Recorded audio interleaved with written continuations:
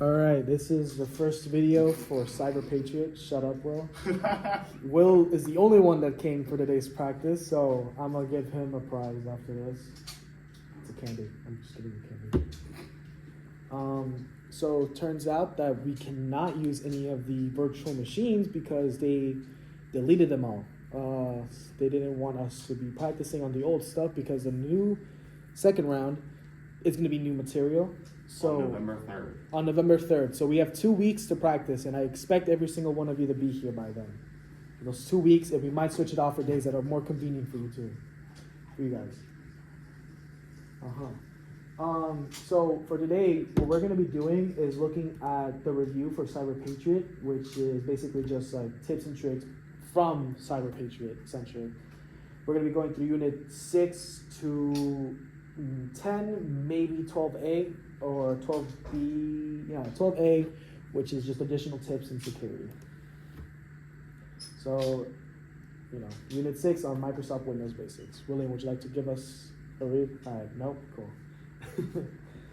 Participants will understand what the Microsoft Windows operating system is in its basic history, the OS system, the version history, and those terms and definitions of what stuff means, essentially.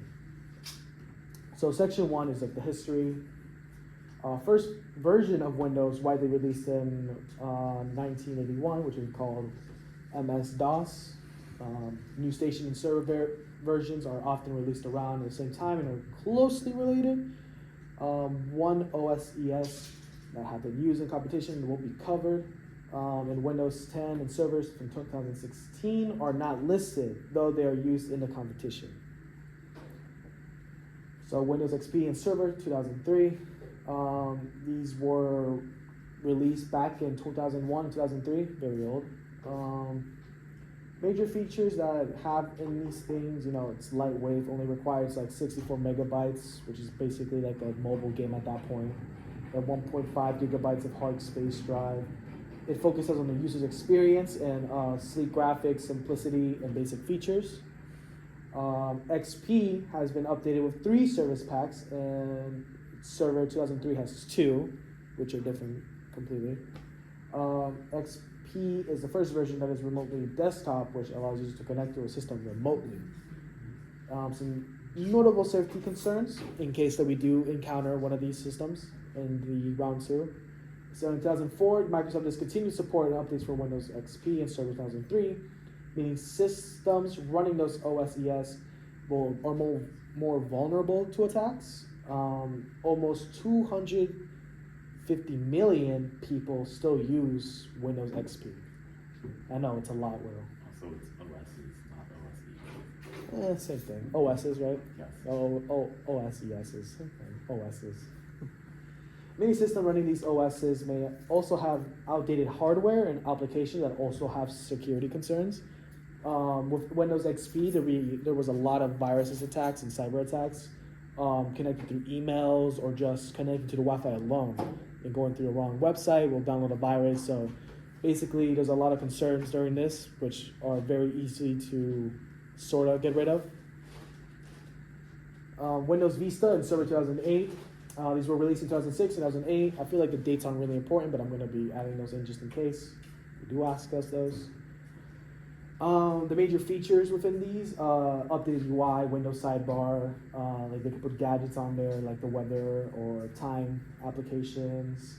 Windows Defender for like anti-spyware, so you don't get spied on through a camera or when you're putting in your private information. Has a backup and restore center, so you don't have to create a new backup in case something bad happens or stuff like that. You can just bring it right back in with a different file. UAC, which is the user account control, which basically gives you administration, can allow people to have just normal account access. BitLocker, which is just a full disk encryption, and Vista and Server 2008 each have 2 service packs. Well, can you check if it's actually recording? Because I don't know what I'm talking about. You're good? Okay, cool. Some security concerns with this is that Vista included major architectural changes, making it more significantly more secure than base Windows XP, obviously, because the more we go into better technology, the better they're going to get in security, sort of. While UAC is a useful security tool, but it caused major usability issues for the average user. So if you wanted to download something that's like a game, you wouldn't be allowed to due to the fact that the administration probably blocked that, or just needed administration power for you to be able to do all this other stuff. Windows 7 and Server 2008 are 2. They're both released in 2009. Major features, which was it improved their speed and lacked a lot of the OS size, so it wasn't big. It was mostly just a small, compacted virtual machine. They both have one service pack, and improved searching and more nuance. That's a really weird word. UAC, which provides the ability to slide between different security levels, so you don't have to be going to the settings and changing them all the time. You can just easily do it with the slide. Action Sensor, which sterilizes location to notify user of major security issues, as well as Windows now allows for biometric authorization. Same thing, No security concerns with this one. Initial launch only had minimal security fixes over Vista. Not a lot of people like Vista due to the fact that it was really, really dumb. Nobody liked how the Outlook looked and whatnot. Nobody likes Windows in general, mostly. Yeah. Depending on the version. Depending on the version, like Will said, it either sucks or it's really good. Some of them are really ass. Windows 11. Yeah, definitely. And 12, I think. Did it come out with 12? No, maybe not. As most widely used OS, Windows 7 is the most targeted by malicious using software, due to the fact that they didn't really update a lot of security features. Mostly all they did was just give it a brand new look, slap a new logo, and call it a day. So a lot of old hacks and viruses and attacks could bypass it and basically just go malicious and go crazy on the computer and hide in there for who knows how long. I miss my old computer. Now, Windows 8 and Server 12. This sucks. Trust me. You probably already heard of it. Back in 2014, 2013, like high-end peak on YouTube. You can probably watch a video of this, search it up, and you see so many reviews on how this sucked. There were Windows 12, Windows 8 and Server 12 were both released in 2012 and 2013, obviously with the respective years. Major features that were added to this were just providing an OS for tablets, including touchscreen and gesture capabilities. It was mostly like a tablet kind of feature in a way. Didn't really add much, I don't think. Windows 8.1 returned the start button that was missing in Windows 8. Windows Defender now included Microsoft Security Essentials, which now provided antivirus support. And cloud storage and sync, which obviously you already know what that is. We have Apple for a reason, storage data, yada, cloud. Safety concerns were some applications were rewritten to maintain capability with the new GUI, which is new guide hub, basically this thing right here, the purple hub right here, which led to new security flaws, which is why nobody liked this new system of Windows when it came out. And picture passwords, which were mostly the dumbest idea they ever came up with, and which allowed a lot of people to get into security and basically grab every single thing that you had. So it's very essential though, if we do get this system in our round 2, change the picture password. It stopped working. No, let's just hold it. It's basically, we do get the system, essentially change the password to at least type or not picture. Anything else will be fine, not picture though. So this is a major flaw. So you'll know when you see this purple screen. Section 2, which is Windows Basics. So obviously a lot of people in our school use computers. You probably have a computer at home, so you already know what this is. But for the people that don't know, this is basically just your main area of basically your desktop.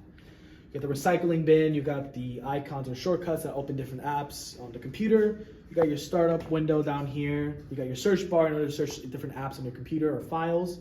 So you got the taskbar, which is down here, the black bar down there, and the notifications area that just warns you or gives you basically notifications of different things that might be going on your computer. Every single Windows application will have a version of the Windows start button. in the taskbar. So it'll look different depending on your type of computer operating system that you're using, and depending on which one you have, there's different ways to search up different files. For this one, you basically got to click on here and basically type in the thing you wanted. For this one, you can just start typing, and this one I really don't know because I didn't use it. So Because it's tablet because stuff. it's a tablet. Yeah, it was essentially just a tablet computer, which didn't make any sense. All files can be accessed through the Windows Explorer, which is basically your Files tab, which is down here. Basically, you can check all the documents, right? You can search down here. Where is it? My bad. To this PC, searching this PC, type in, let's say, Cyber Patriot, and boom, Cyber Team right here, Cyber Patrol, everything. Patriot, not Patrol, my bad. Stuff like that, essentially. That is your task. What's it called? Windows Explorer. And a file path where, they're definitely going to ask us this in the round 2 for sure. Because they asked us in the first round. They asked us in first round. It took us a while. So here is an example of a file path. Take notes on this. I will also be writing down notes and putting it in the group chat.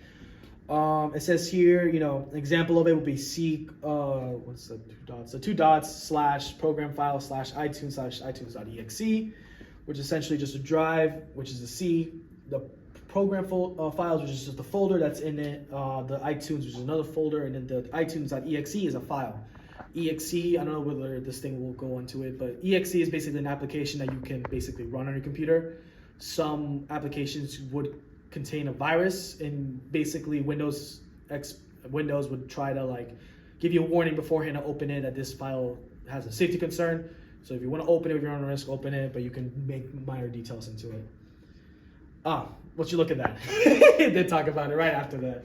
So here's a group of letters that basically tell you what each of these things are. You have .bat, which is executable batch files.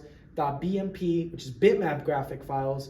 Doc, Word documents, anything, Word doc, Google Doc, stuff like that. .docx, which is, another Word documents for Office 2007 or later.